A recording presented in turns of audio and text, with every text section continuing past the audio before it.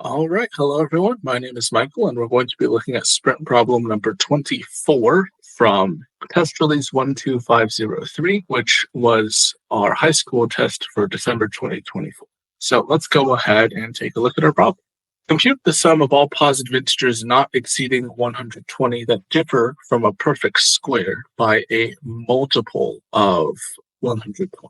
Now, essentially what this problem can be simplified to is we are just looking for all of the possible remainders that a perfect square can leave when divided by 120, because that's essentially what we're looking at, right? A remainder is just that number and subtracting down multiples of 120 until we get a positive integer between 0 and 119 inclusive. Now, the problem does look for positive integers between 1 and 120 inclusive, since we're looking at the positive integers, so we may have to change a 0 into a 120.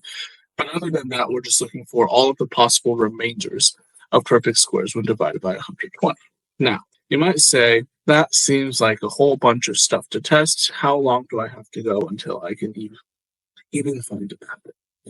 Well, fortunately, we have a tool at our disposal, and that is called the Chinese remainder theorem. Now, what does the Chinese remainder theorem state? The Chinese remainder theorem states that for, let's say we are given some positive integer x that leaves a remainder of a when divided by m, and that same integer x leaves a remainder of b when divided by n, right, such that m and n are relatively prime. And relatively prime means that they share no positive divisors greater than 1. So essentially the greatest common divisor is 1. Then there exists exactly one value of x between 0 and m times n. Now, this backwards e is mathematical notation for there exists. The exclamation point is not a factorial in this case, or just the fact that I love the Chinese remainder theorem, which I do. It's a fun number theory tool that comes in quite often, actually.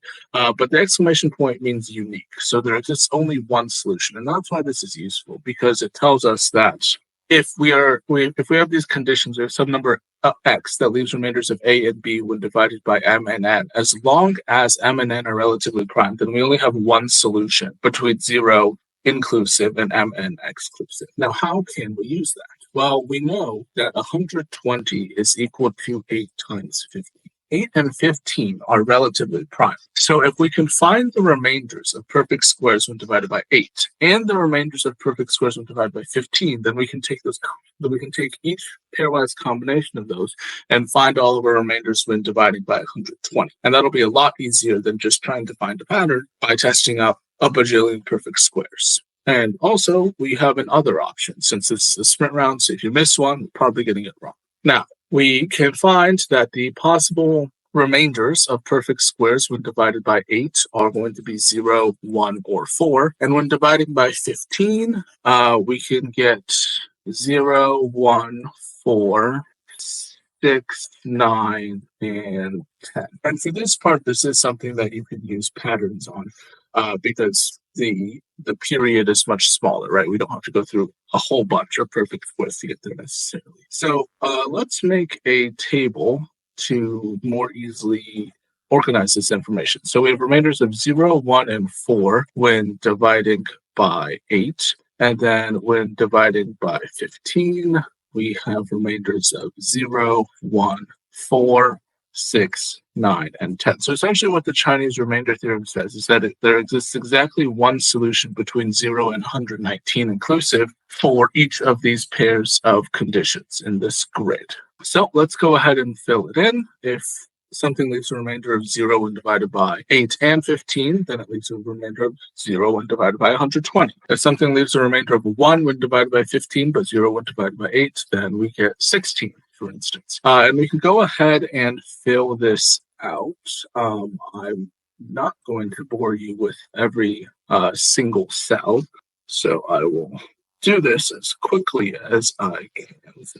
76, 4 and 0, 64, and then this should be 49, And then, okay, move on to 6, 9, 10 now. 6 and 0, that's 96. Multiple of 8, that's 9 more, that'll be 24. And then 9 and 1 is 9.